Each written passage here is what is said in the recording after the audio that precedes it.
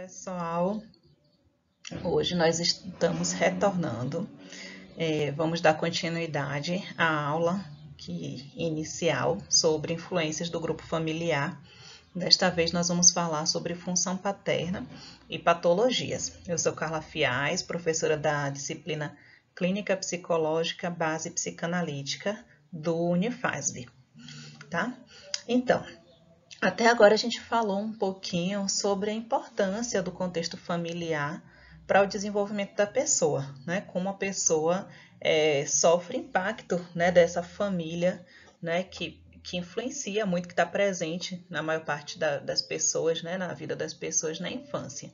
Então, sempre que às vezes as pessoas perguntam assim, por que o psicanalista sempre pergunta como foi a sua infância, né? É porque ele reconhece que essa forma de relacionamento inicial vai impactar na forma que você vai acabar sendo, né? Isso não significa que ele é um determinante, né? Mas significa que ele te influencia, né? Então, muitas das escolhas que a gente faz, às vezes de forma inconsciente, né, tem a ver com o relacionamento que a gente teve lá no início, né? Com as frases que a gente ouviu, nossas inseguranças, né? Às vezes tem sua fonte, né? Sua origem lá no comecinho.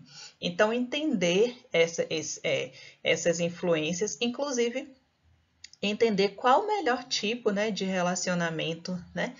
Não no sentido de que exista um padrão, né, que a gente tem uma resposta para cada situação, mas assim, uma relação respeitosa entre os membros da família, né? São questões importantes que qualquer teoria psicológica vai defender, né? E a psicanálise vai justificar, né, da sua perspectiva, o porquê dessa necessidade, tá? Então vamos lá, dando continuidade, né? Agora a gente vai falar um pouquinho sobre as funções do pai. A gente falou até então muito sobre a importância da mãe, né? Da mãe suficientemente boa, como o Winnicott traz as características dessa mãe. Agora a gente vai falar sobre o pai, né? O autor que mais fala sobre as funções do pai, sobre o papel do pai na constituição do sujeito é Lacan, né? Freud também valoriza bastante, mas Lacan vai aprofundar a importância dessa função, tá? Então, assim, inicialmente, né, o pai ele deve ter como função dar uma segurança e estabilidade para a mãe, né, na tarefa de educar os filhos, tá? Ele não deve ser alguém que ajuda simplesmente, né? Mas alguém que faz parte, que tem um papel dentro da família, né? A família não é da mãe e o pai ajuda com alguma coisa, né? E eu acho que essa compreensão está cada vez maior, né, na nossa sociedade, com os pais cada vez mais compreendendo a importância, né, da sua presença, a importância do estar junto, né, mesmo nos casos de pais que são separados, né, ele continua tendo a função de pai, né? Então, assim, esse pai, ele precisa também entender quem foi ele como filho, né? Como foi a relação dele com o seu pai. A gente tem claramente a percepção de que as relações de pais e filhos hoje estão se modificando muito, né? A gente está vivendo numa sociedade que tem questionado muito o papel machista, né? Que a gente teve, a sociedade machista que a gente vive e viveu, né? Muito no passado. Então, por exemplo, era muito comum, né, há uns 50 anos atrás, ou até menos, que os homens saíssem para trabalhar, as mulheres ficassem em casa cuidando dos filhos, e a obrigação dos homens se restringia, se limitava a sustentar financeiramente sua família, né? Poucos pais participavam de uma forma mais efetiva, né? Dando banho, cozinhando, ajudando a limpar a casa, ensinando as tarefas da escola para seus filhos. Enfim, e todas as outras atividades, né, que demandam, né, que uma criança demanda. Então, é muito difícil você ser um pai diferente sem tido um exemplo anterior. E é isso que acho que a nossa geração está tentando fazer, ou pelo menos muitos pais, né, estão tentando fazer. Então é muito importante a gente fazer esse questionamento, né, sobre como foi o vínculo desse pai, né, com seu pai, né, e até que ponto ele está repetindo esse vínculo, né, essa relação com o seu filho na atualidade. Tem um vídeo que eu gosto muito, que é do Marcos Piangeres. Ele tem um canal no YouTube em que ele faz várias discussões, né, sobre o que é ser pai, e ele próprio não teve um pai presente. E aí um dos vídeos é em que ele fala, né, sobre ele ser o próprio pai dele, né? Ele hoje em dia, a relação que ele tem com as filhas dele é a relação que ele gostaria de ter tido com o pai, né? Caso ele tivesse, né, um pai presente. E aí ele tem uma, né, nesse vídeo que eu até encaminhei para vocês assistirem antes da aula, ele tem um trecho em que ele fala, né, que um amigo dele, ao ver o filho cair, ele abraça o filho e fala assim, pode chorar, filho, porque doeu, né? E tá tudo bem chorar, né? Porque até pouquinho tempo atrás, ou até hoje, né? Algumas crianças escutam ou escutaram que homem não chora, né? Que homem tem que segurar a sua dor. E isso faz com que muitos homens ainda hoje não saibam lidar com seu sofrimento, né? Só dando um exemplo assim bem extremo, mas assim, se a gente pegar os dados de suicídio, por exemplo, a gente vai ver que a maior parte das pessoas que tentam suicídio são as mulheres, mas mesmo os homens sendo menos, né, mas são os que são mais efetivos, né? Ou seja, o homem não sabe, né, não sabe recorrer e não sabe lidar com a sua dor, né? Não tem muitas estratégias para lidar com a sua dor. Quando ele tenta de vez, né? E ele acaba sendo mais efetivo. Né? Os homens, quando estão mal, né, terminam um relacionamento, eles não vão conversar com outro amigo sobre o que aconteceu.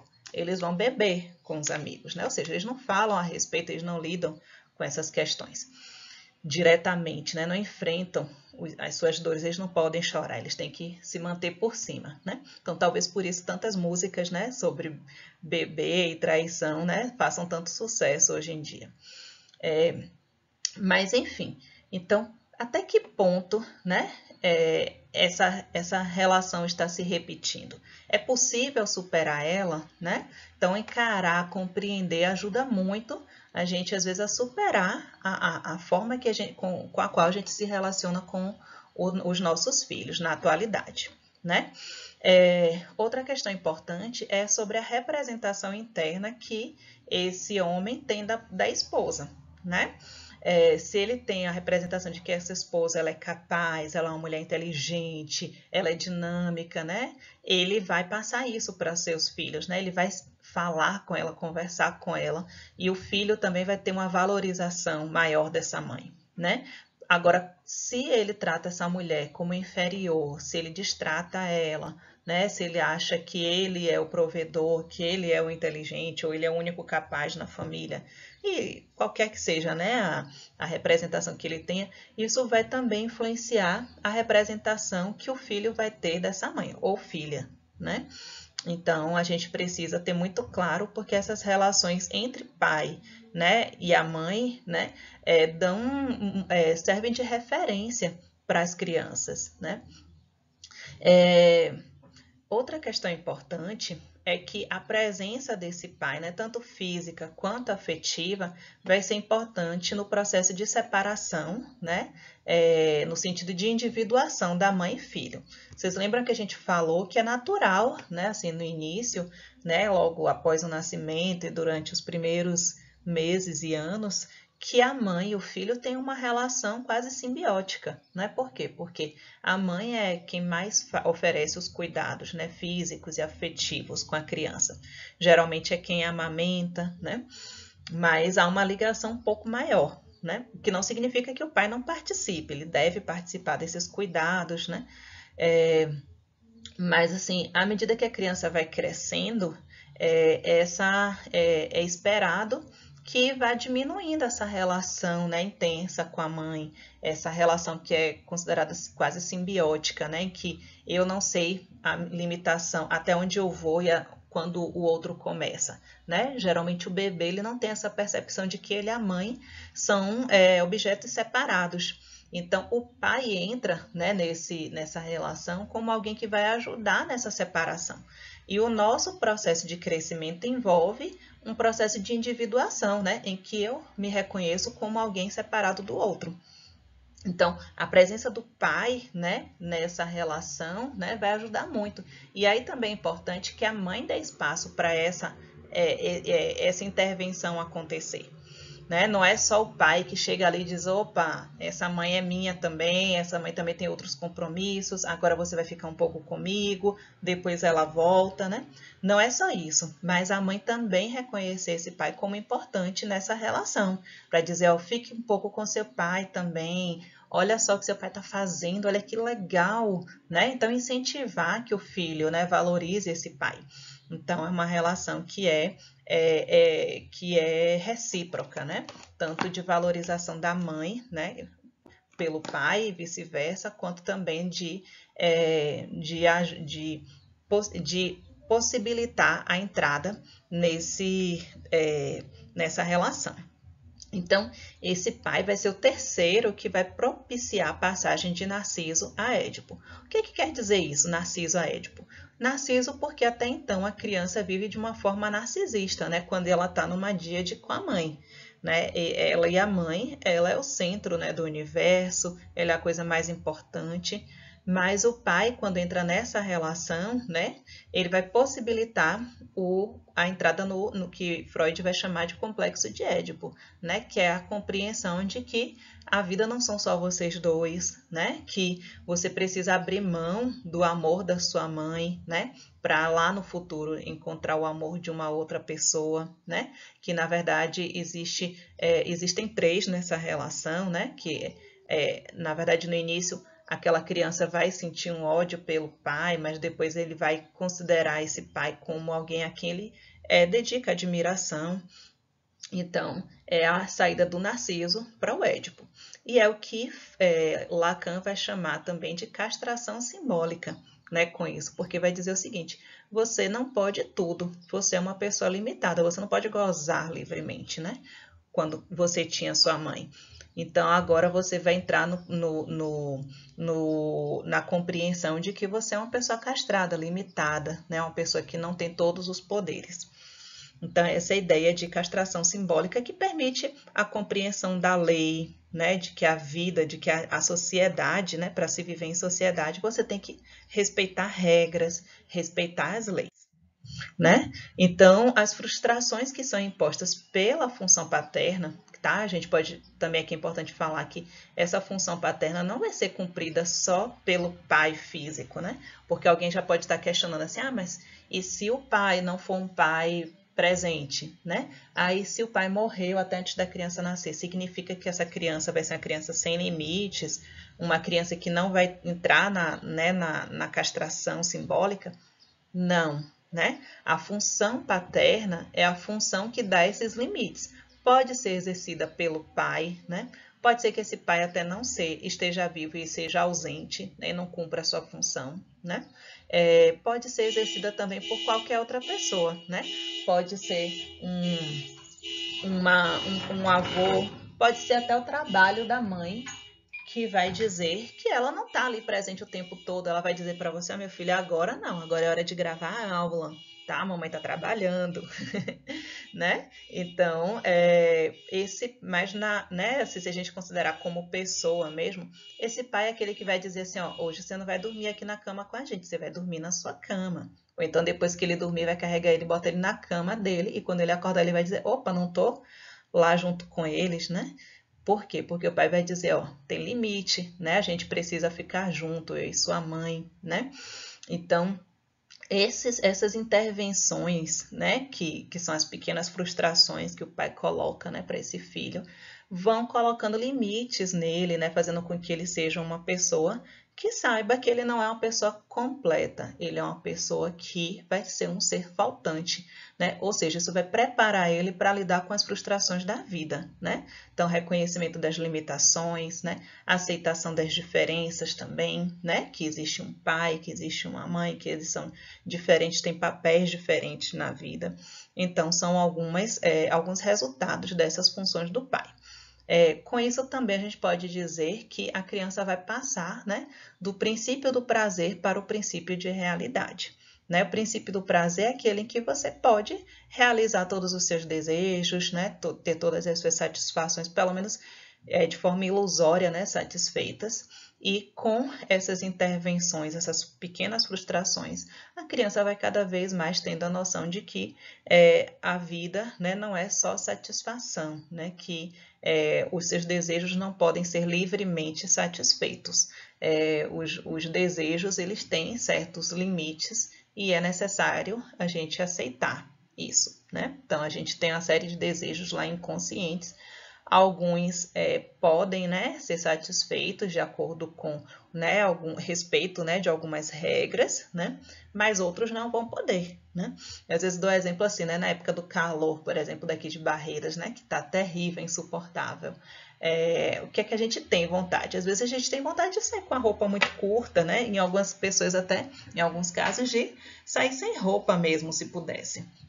Mas o princípio de realidade nos diz que isso não é possível, né? Porque a gente tem regras sociais que impedem a gente de realizar isso. Então a gente lida com o princípio de realidade.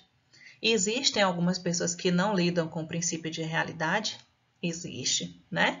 Que em algumas situações surtam, né? Existe. E vão tentar satisfazer esses desejos. Então, é justamente aí a importância, né, da função do pai.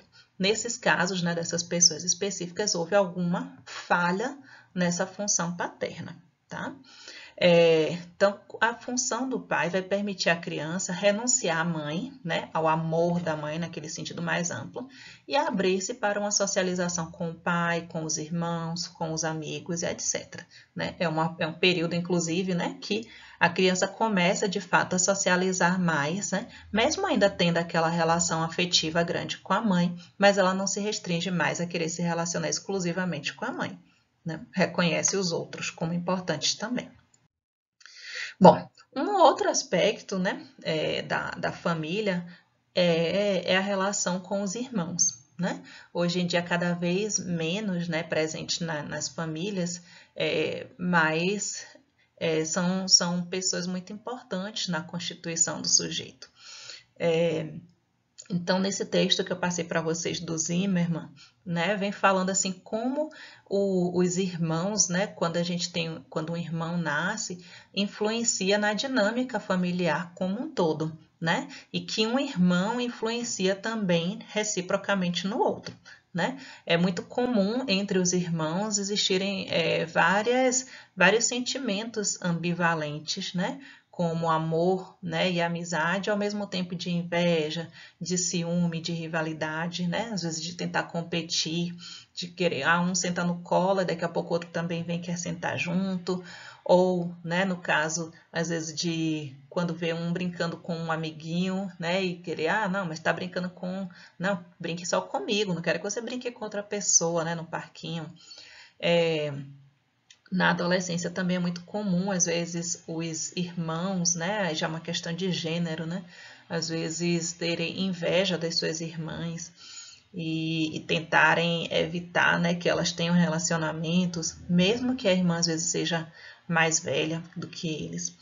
Então, são alguns sentimentos que estão presentes, que a gente vê que também tem um aspecto cultural, né, aí, que é inegável, mas, assim, fala que, na verdade, você é um sujeito que não é sozinho no mundo, né? Você tem uma família e essa família, ela influencia no seu comportamento, nas suas opções de vida, né?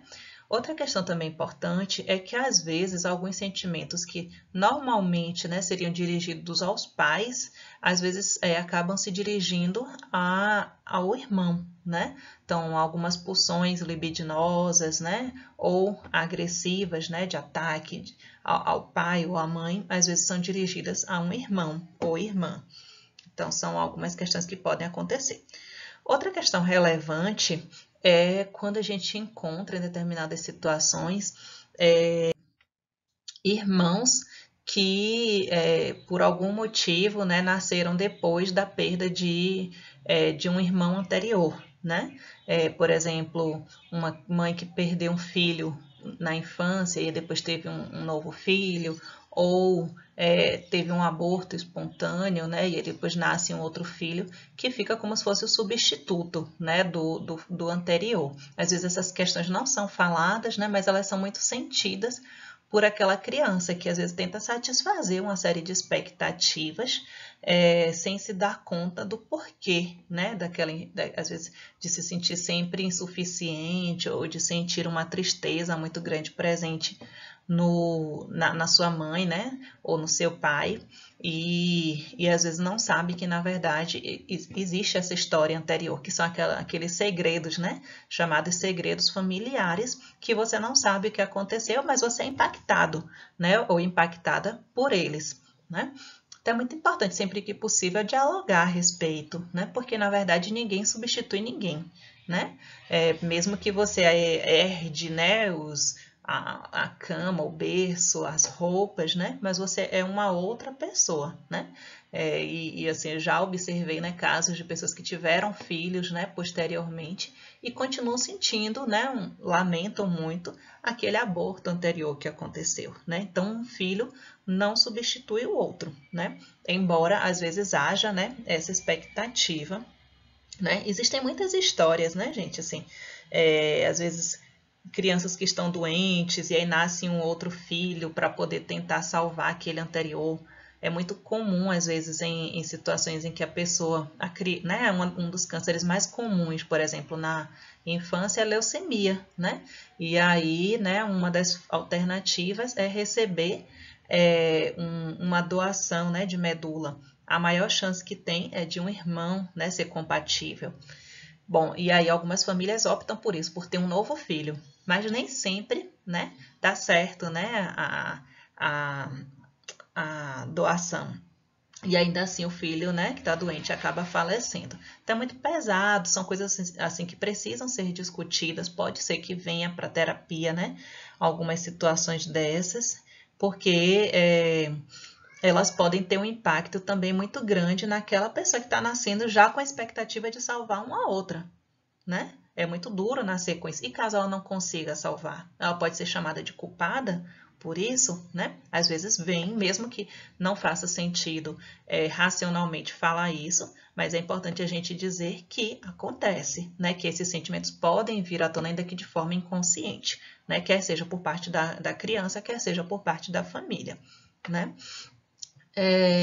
Outra questão, né, o comportamento, às vezes, de papel de duplo do outro irmão, né, de complementar. Então, se um é de uma forma, o outro é de outra, né? Muitas famílias, é muito comum, né, as famílias, às vezes, compararem. Ah, esse aqui é muito assim, já o outro é completamente diferente, né? Um é muito tímido, né? O outro é muito expansivo. Ah, um é muito estudioso, já o outro detesta estudar. Um é organizado, o outro é desorganizado, né? Como se houvesse essa necessidade, né, de haver sempre um comparativo e um complemento, né, aquilo que falta no outro, né? Que, por exemplo, há um excesso de organização no outro, uma falta de organização no outro.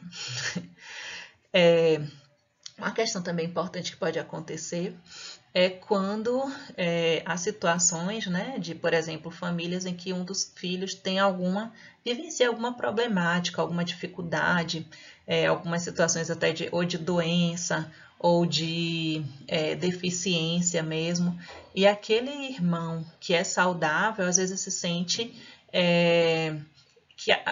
como se fosse injusto ele ser um vencedor na vida, né? Ele ser muito melhor do que o irmão em todos os aspectos. Então, sem ser de forma consciente, ele pode, ao longo da vida dele, se sabotar. Ao invés dele ser o melhor que poderia ser, ele acha que aquilo ali vai provocar uma humilhação muito grande no irmão, né? Então, sempre estão se sabotando, né, sem reconhecer o porquê disso, né? Então, por exemplo, eu tenho uma irmã que tem síndrome de Down, né? Então, não é justo que eu estude, que eu faça todos os cursos, que eu faça a minha formação completa, que eu faça mestrado, doutorado, pós, né? Que eu tenha uma família, né, linda, completa, que eu me dê bem no meu trabalho, que eu tenha muitos amigos, enquanto que ela não tem nada. Então, alguns irmãos podem por conta disso, né, de se sentir, né, em dívida, né, com esse irmão, se sabotarem frequentemente, deprimirem, né, na vida adulta, por conta dessas questões, que pode, né, pode ser de uma deficiência, de uma doença, né, pode ser de um irmão que faleceu, né, anteriormente. Há situações, às vezes, em que a pessoa também se sente culpada até pelo falecimento daquele irmão, né? De repente, foi alguma coisa que você deixou de fazer, né? E levou ao falecimento. Tem um filme muito interessante que eu assisti recentemente, que se chama Lion, né? Leão em inglês, está disponível na Netflix, que fala de um menino que se perdeu, né? Do irmão dele, quando ele era pequenininho, tinha uns 5 anos de idade, e aí ele se perde da cidade em que ele morava, pega sem querer um trem, e aí ele vai, enfim, né? Quando ele se torna adulto, ele tenta retornar, né? Descobrir a sua origem, descobrir de onde ele vem. E aí passa muito por essa questão dos irmãos, né? Principalmente nas últimas cenas. Então, quem tiver a oportunidade, é um filme belíssimo, super recomendo, né? Ganhou Oscar e tudo. Então, vale a pena assistir, porque toca nesses pontos, né? Sobre irmãos. Que a gente já falou. Bom, e agora a gente vai falar um pouquinho sobre patogenia da função materna, né? Até agora a gente já tinha falado um pouco sobre né, o que é a mãe suficientemente boa, que é aquela mãe que não é perfeita, né? Ou seja, a mãe que falha de vez em quando, mas a gente não tinha falado de quando essa falha é extrema, né? Quando acontece de uma forma recorrente e intencional, né? Então, inicial, né? A gente começando a falar dessa patogenia, ela pode acontecer, por exemplo, quando há uma relação simbiótica, né? Com essa criança. Qual o tipo de amor que essa mãe devota à criança, né? Amor, ele, né? Todas as mães devem ter, né? Em alguma medida, mas a gente sabe que nem sempre isso acontece também, né? Mas o que significa esse amor, né? Amor é querer você ter essa criança para sempre como um bebê, ou o amor que essa mãe devota é no sentido de fazer esse indivíduo, né, poder crescer, né, e se emancipar, ou seja, se separar, se tornar independente, né? Ou essa mãe deseja ter a posse dessa criança como se fosse uma gestação eterna, né, que ela não se separe nunca.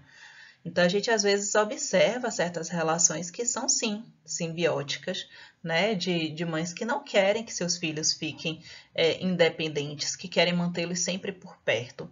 E isso acaba impactando, às vezes, mesmo em situações de pessoas que chegam, né, a morar separado, que estão distantes, e ainda assim essa relação pode ser uma relação considerada simbiótica. Né? Então, assim, a gente às vezes observa certas famílias em que é mais do que um respeito, né, à matriarca, né? Às vezes é uma relação de devoção mesmo. Eu lembro de um caso de uma pessoa que contou que os pais se separaram, né?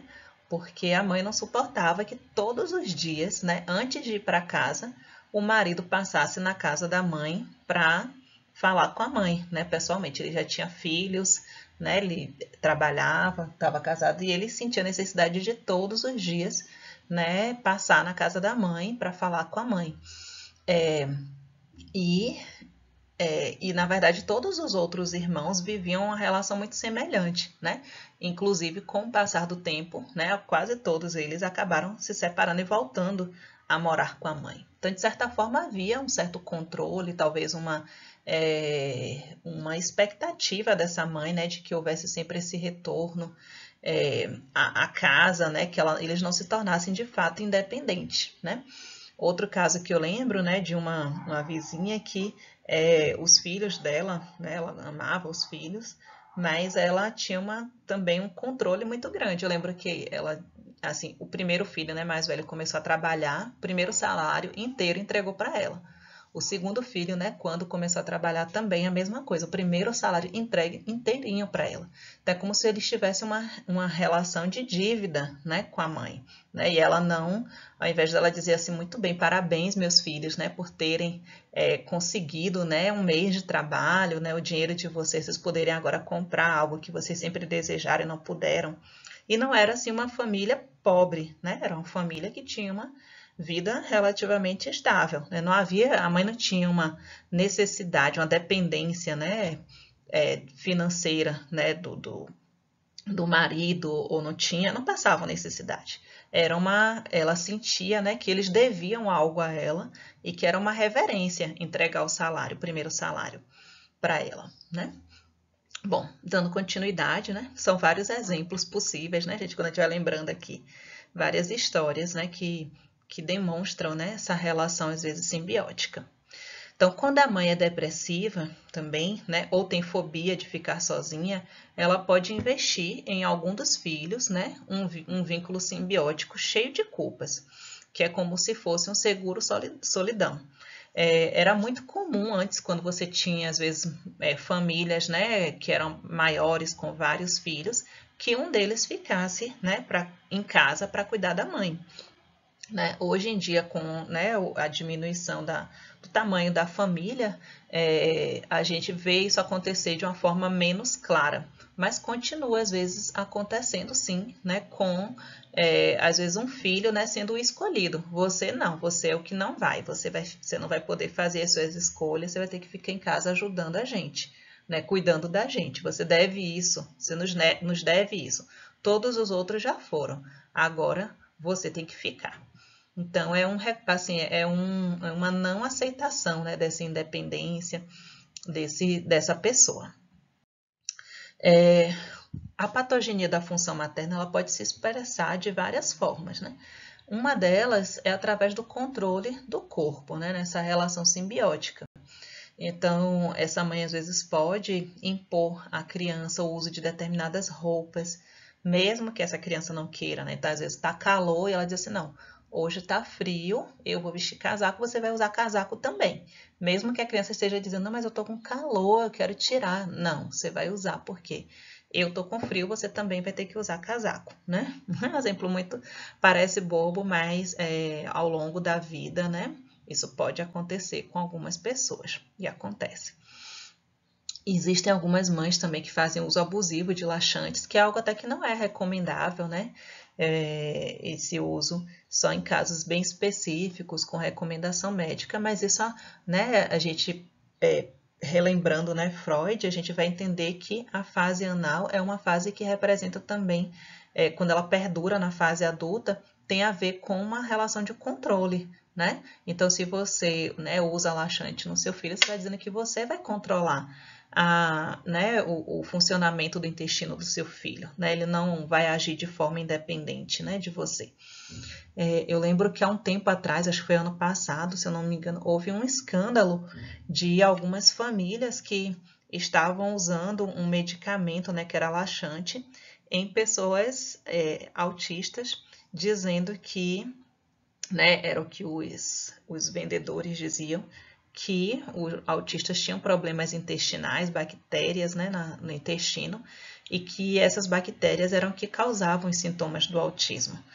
E aí, quando a criança ficava muito agitada, chorando, gritando, eles diziam que era porque estava funcionando, né, que enfim ela estava gritando, estava respondendo.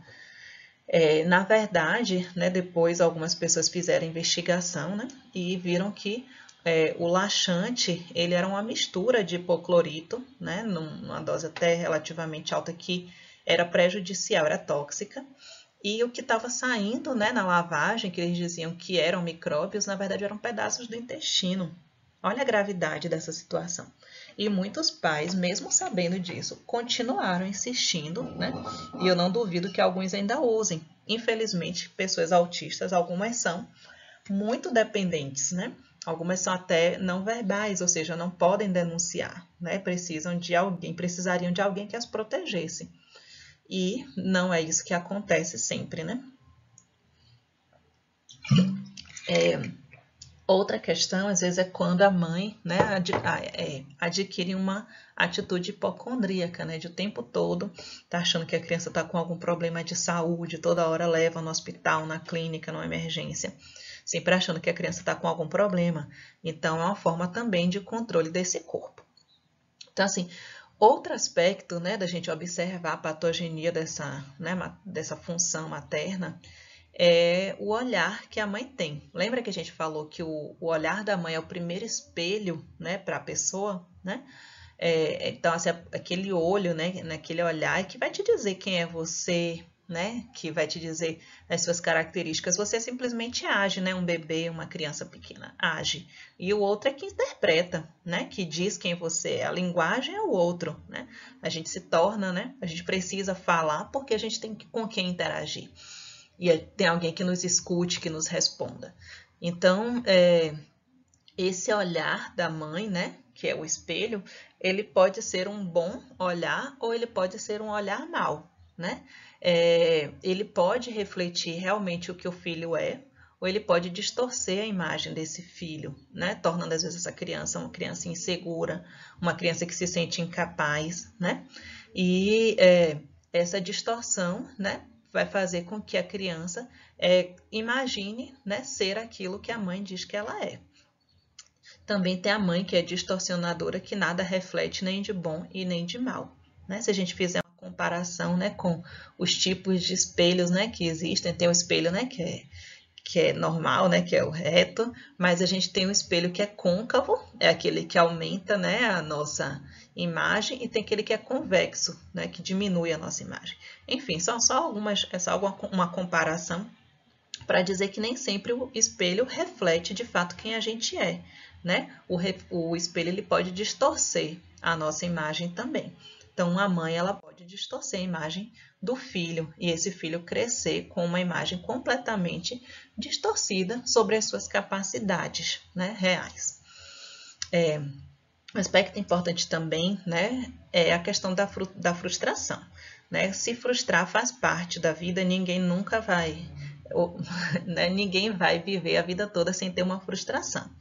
Né? Mas a frustração, né, que a mãe, né, impõe, né, porque ela é necessária, ela deve ser proporcional à necessidade. Né? E aí a gente vai ter mães que frustram muito pouco, né? Que o tempo todo tenta resolver as necessidades e desejos da criança, né? Tudo que ela quer, tudo que ela deseja está sendo satisfeito. E isso vai fazer com que a criança, né, tenha a sua capacidade de pensar inibida, né? Reforça também o sentimento que a criança tem de onipotência e garante também que essa relação ela continue como um vínculo simbiótico, né? Por que isso? Né? Por exemplo, você tem uma criança que está com um ano e pouquinho de idade e ela tem sede. Então, talvez uma das primeiras palavras, né, que a criança aprende seja água, né, dá, quer. E aí, quando a mãe, né, vê que a criança está com sede, ao invés de aguardar, né, a criança se movimentar e tentar pegar o copo ou emitir alguma palavra, ela imediatamente dá para a criança, sabe? Senão já está na hora dela beber água, já está na hora dela de trocar a fralda, já está na hora dela comer. Sem dar espaço para a criança se manifestar, né? Isso às vezes inibe, inclusive, a necessidade da criança de falar.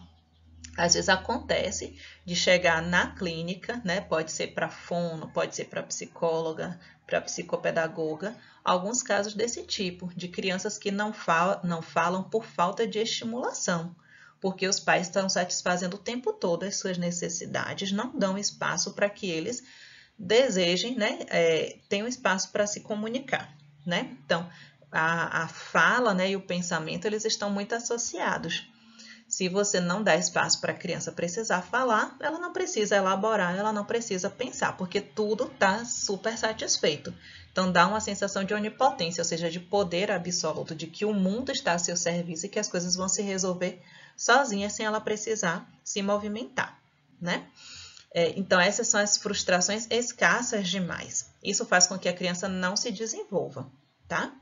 As frustrações exageradas são aquelas em que, às vezes, por uma coisa muito pequena, né, a mãe pune de uma forma muito severa, né? Isso gera no filho, né, uma sensação de injustiça, né? Que aquilo ali não era necessário, né? Pode gerar na criança também um sentimento intenso de ódio, de ansiedade e de aniquilamento, né? A sensação de que está sendo destruída. Eu lembro de um caso, né, de uma pessoa que eu conheci que ele já adulto contou assim que quando ele era criança, a mãe dizia que ele e a irmã precisavam comer tudo que estava no prato, né? Então, assim, não era eles que decidiam o que é que tinha no prato. A mãe colocava a comida e eles precisavam comer tudo.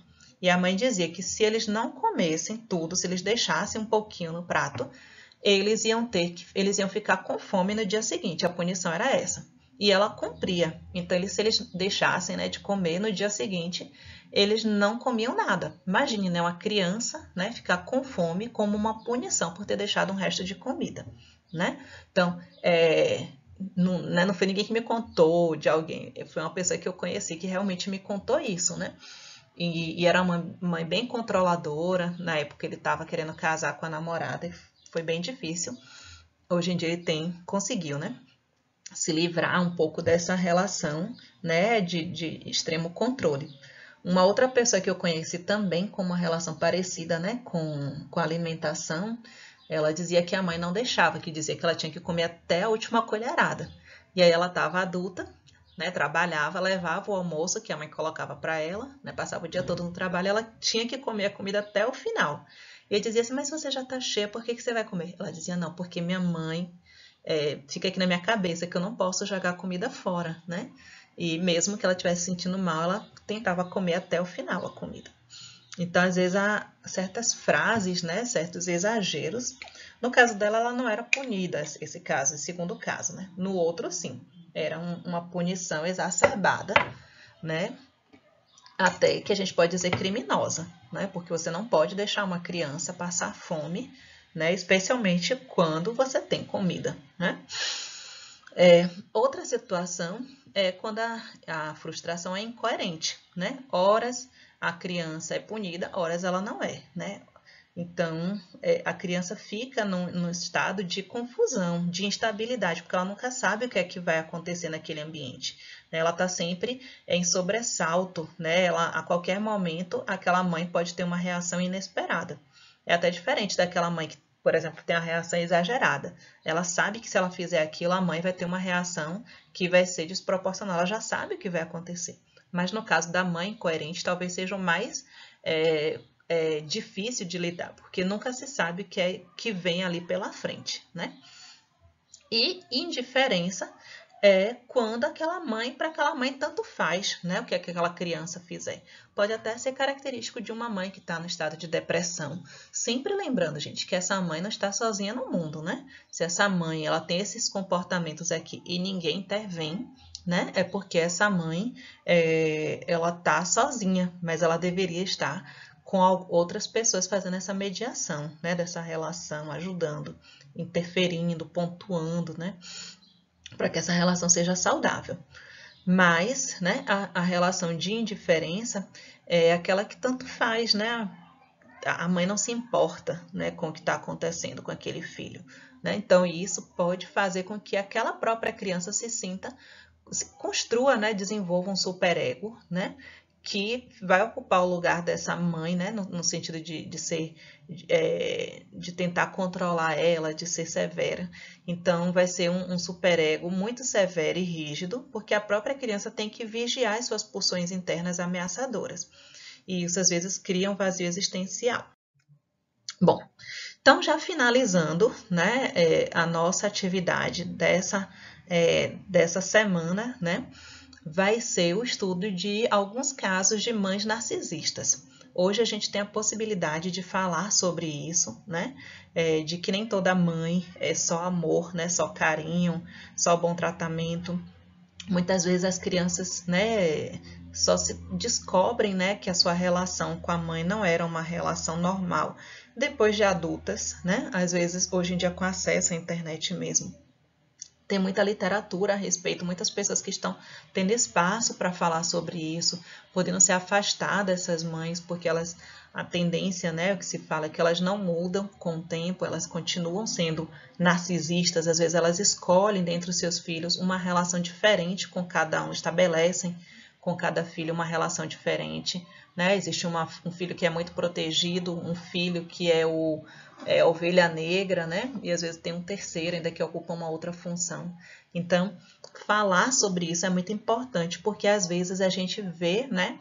Às vezes até um movimento mesmo da psicologia, se a gente não tiver cuidado de amar, né, essa mãe ou esse pai de qualquer jeito, não importa o que eles fizeram. E isso às vezes é muito doloroso para algumas pessoas, né? Porque esse amor não vem, né? E a pessoa sofre a vida toda porque é incapaz de amar aquela que lhe deu a vida, né? E não tem espaço para falar sobre as dores que viveu. Né? Então a gente precisa dar sim a oportunidade para essas pessoas falarem sobre suas dores, para poder encontrar soluções, né? Para lidar com isso, para encontrar uma outra forma de viver, para reconhecer de fato as suas características enquanto pessoa, né? Como merecedora de amor, para poder ser capaz de estabelecer relações de afetividade com outras pessoas, para não ficarem reclusas em si, né? Para não viverem, às vezes, numa situação de depressão constante. E também para não ficarem mais sujeitas às arbitrariedades dessas mães narcisistas.